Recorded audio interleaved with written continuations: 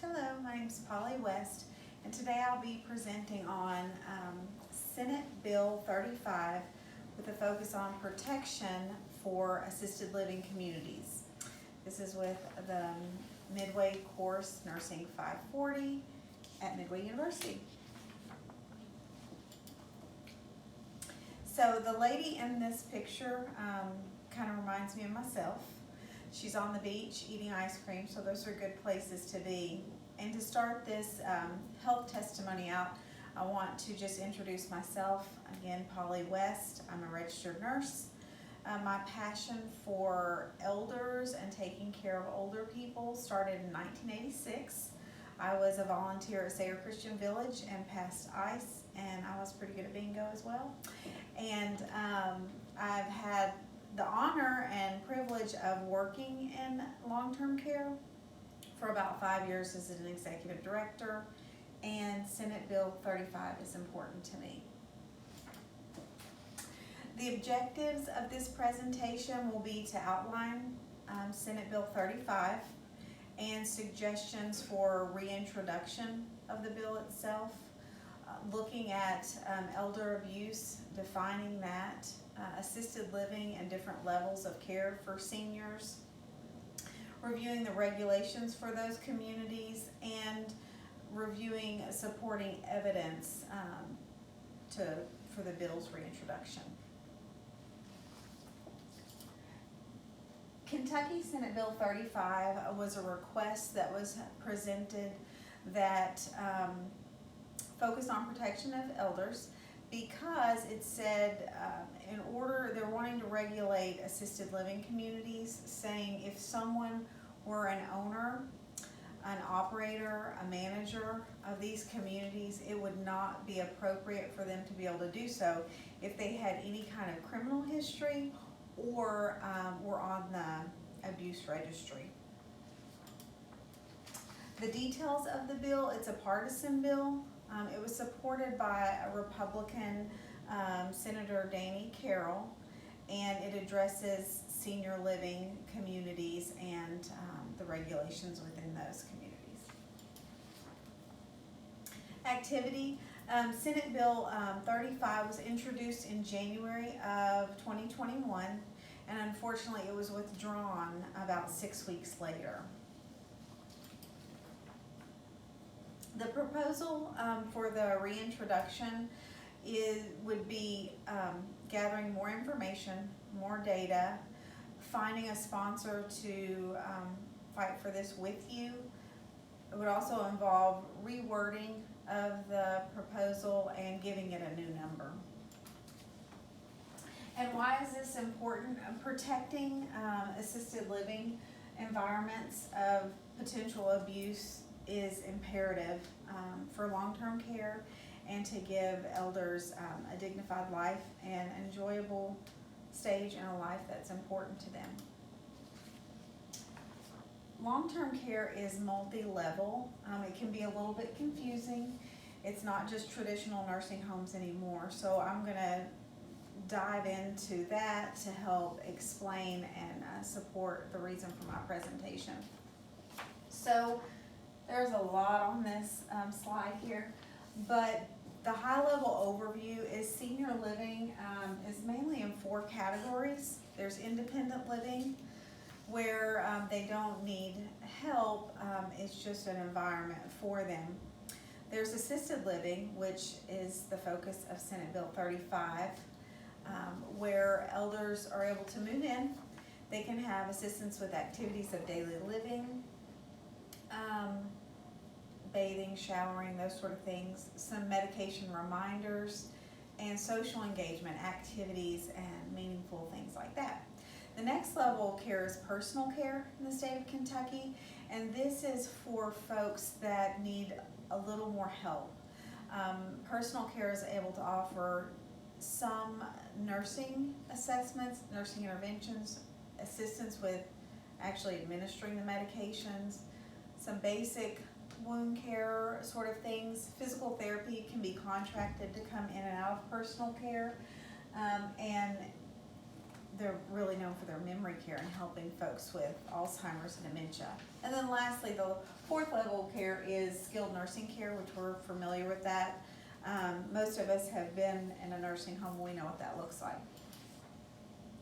So elders are looking for help and safety. When residents and families tour these communities and look for somewhere for their loved one to live, they really need support and this to be a caring process.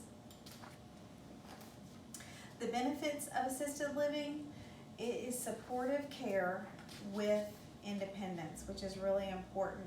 Moving from their home to a long-term care setting is very overwhelming.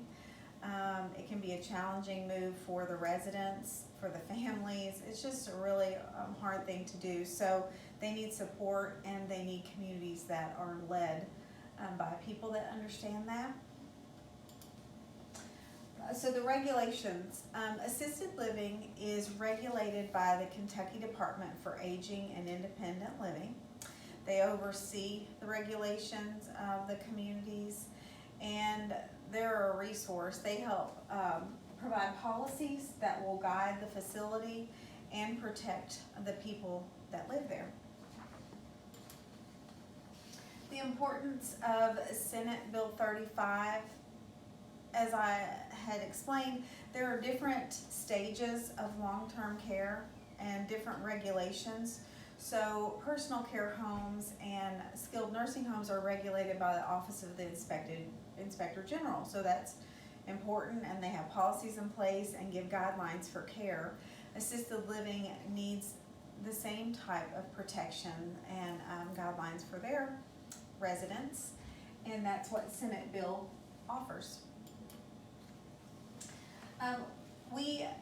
Assisted living is everywhere, and it seems like communities are literally popping up on every corner. There are over 150 assisted living communities in the state of Kentucky, and regulations in these communities will be key for consistency, safety, and guidance. Safety concerns for elders are more than just falls. When we think of elders, we want to keep them safe. We don't want them to fall and break a hip, go to the hospital, need surgery. We want them to be safe taking their medications, taking a shower, again, activities of daily living. But unfortunately, there are other safety concerns that our seniors face, and that would be abuse. It's unfortunate, but it occurs daily. Elder abuse is the act of harm to someone that we have a trusting relationship with, or it could be the lack of action. So if you know someone's in a bad situation, you don't do anything to help them. Again, that would be considered elder abuse. There are multiple forms of abuse for senior citizens. These types of abuse could be financial, could be neglect, could be physical, or even sexual abuse.